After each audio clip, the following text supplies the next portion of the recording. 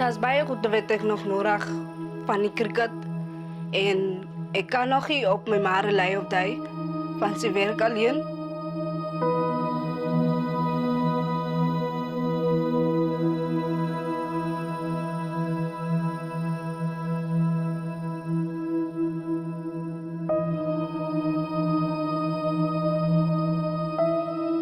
The drugs and gangsterism affected me in a way where nobody could go out of their houses.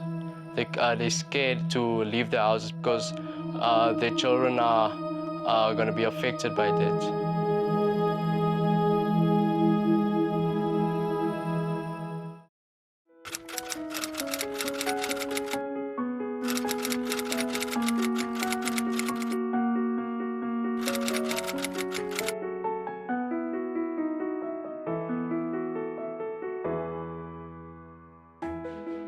Geluksdal Cricket Club near Brakpan, the beginning of a story of hope, determination, and a real passion for the sport of cricket, all started by Logan Fortuin 10 years ago. This episode delves into the lives of the learners, Jasmine and Jazz, whose families do everything they can to support their love of the game, even through the toughest of times. So 10 years ago we started Geluksdal Cricket Club in Geluksdal for the main purpose to start activate sports again in our community. So our community sports actually died, and we started Geluksdal Cricket Club 10 years ago. We're celebrating it this Friday, and what you're seeing behind me is one of our components, how we trying to develop the children. We're going to actually explain to us where most of our children that's on scholarships today, where they started. We actually started today with a mini cricket festival. It's our first softball component, and then we'll go take you guys through later on to a hardball component, high school component, and then obviously the club, which are part of those children progress over the last 10 years.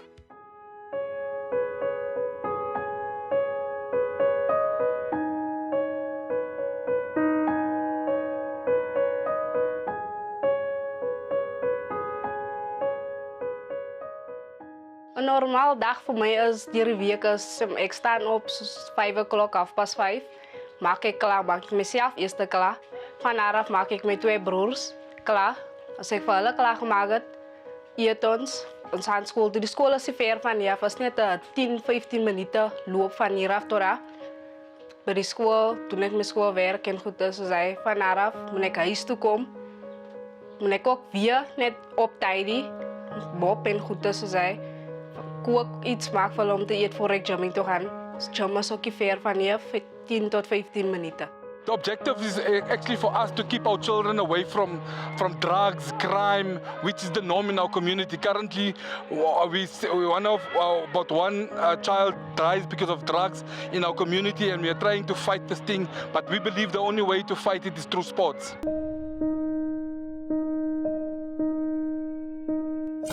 Hij was voor die tweede. Een van mijn vrienden, ik was op pad uit de school, hij was na school. Toen zie ik net die groep van die kinderen wat zo allemaal aan het doen, maar ik was niet zeker wat was het. Toen zei iets net gaan huis toe. Toen ik op pad huis toe gaan, eerste ding wat ik gedaan was mijn phone uithalen. Wat ik mijn phone uithaal, ik ga op mijn Facebook, toen zie ik niet, hulle zei rest in peace. Toen word ik achterkomen met jou. Dat was in de school voor heel goed te gebeuren. Iemand heeft pepperspray gespreid, een van die gangs. Toen besluit die Sean ene wat gesteek was. Hij was niet geskiet, hij was gesteek. Toen besluit hij niet, hij gaat een paar van hem chomies ook gaan halen. En hij gaat bekleeden tegen die is waar hij pepperspray gespreid. Maar toen kwam het zo zie, alhoewel hij voor hem gesteken, toen jump hij in van hij wil die chomies apart te vat. Zo zei een jump steken voor hem. 5 gaten in zijn lichaam.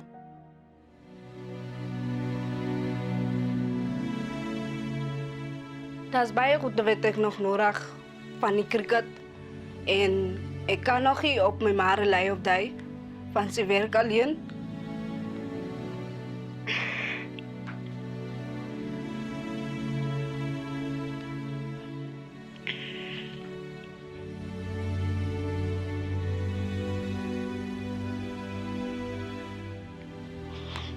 Mijn pa is daar, maar zoek je daar. En ik zou graag willen, al die support van hom af kry as 'n pa. Maar my ma is die pa en na ma in my lewe en sy doen baie vir my.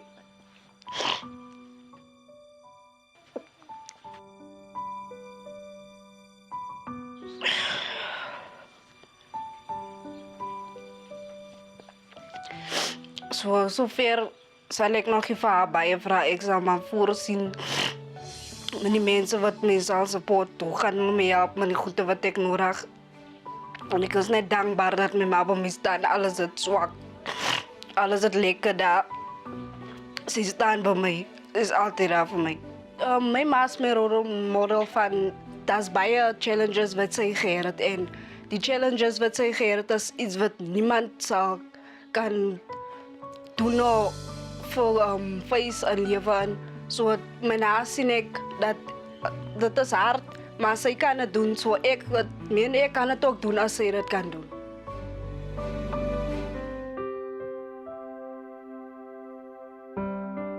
Ik is baie excited dat hulle my kind gekies het en ek hoop eendag, maar eendag kan sy vir my 'n huis koop, laat ons almal saam dan lewe in. Ja. Ik praat baie met haar, ek praat haar moed in. Dat is daar wat sy wil breek. Ik praat altijd saam met haar.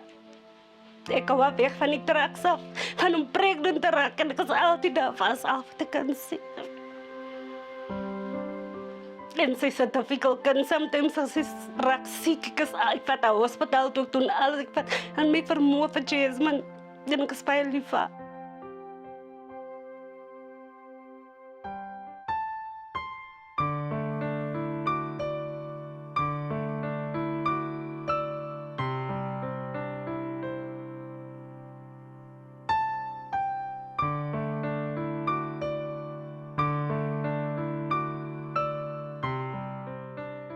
A typical day for me at school, I wake up at 4 o'clock in the morning. I bath first, eat, dress myself, and then go to the bus at 5:45 in the morning. Yes. And during school, I lose focus a lot in class because of the tiredness. Yeah. After school, I go to training.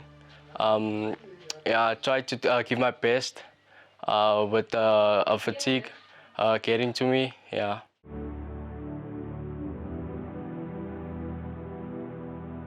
The opportunity that I got, it was a great step up from here. The coaches saw something in me, and they worked on me until I was ready to compete. When COVID started, my mom lost a job.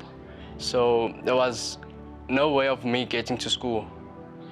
I just want to say thank you to Coach Logan. He actually helped me get to school to write my exams and all that, yes.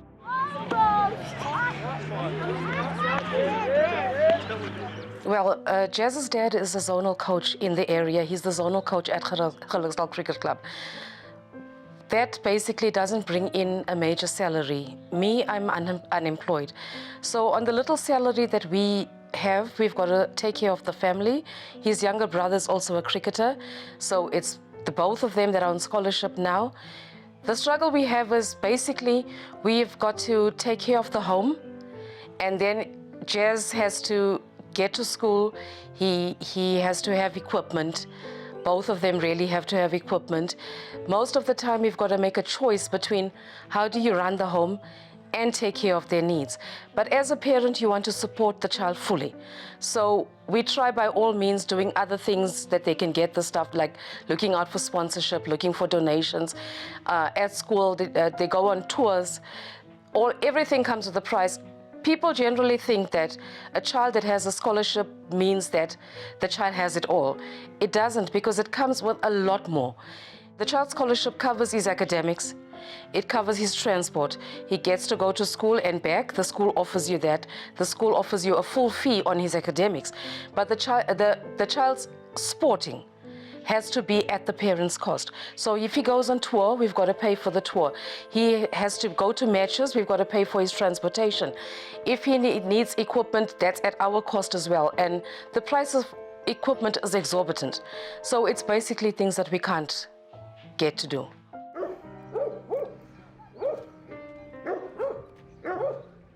Jazz and his brother have to wake up at 4 o'clock every morning. They leave home at 5:30 in order to get their transport. They get back home from school at 5:30 or 5:45 every evening. That's a full 12-hour day. For me, even though it's exhausting to the child and it's exhausting to me as a parent, I still prefer it because of the community that we are living in. Our community is rife with drugs. There's drugs, there's gangsterism on every corner.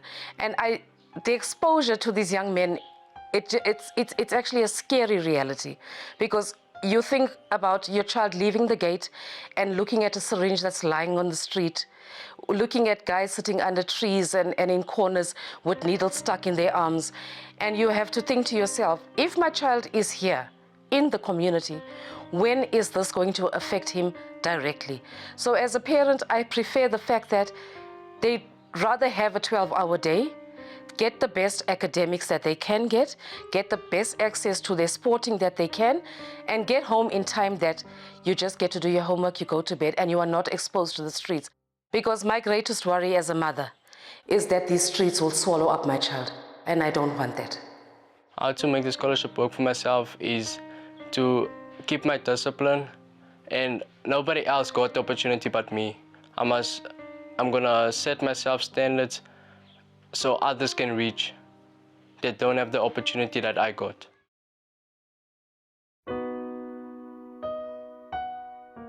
I stand behind Jazz. I support him 100%.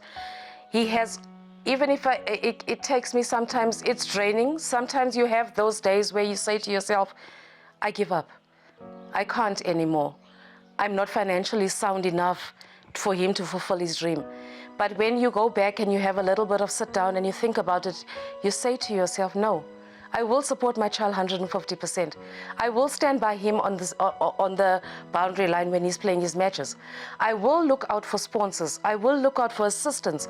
I will look out for donations, because my aim as a parent is to ensure that my child obtains his dream.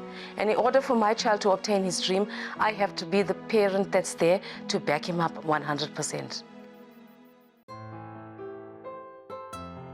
As Madiba once said, sport has the power to change the world. It has the power to unite the world in a way that little else does. The Geluksdal community is testament to this, and shown that reaching your dream is possible, and to never give up.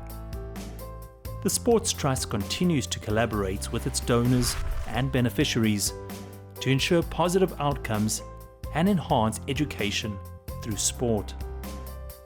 The next episode will showcase the 10-year anniversary of the Geluksdal Cricket Club and their achievements.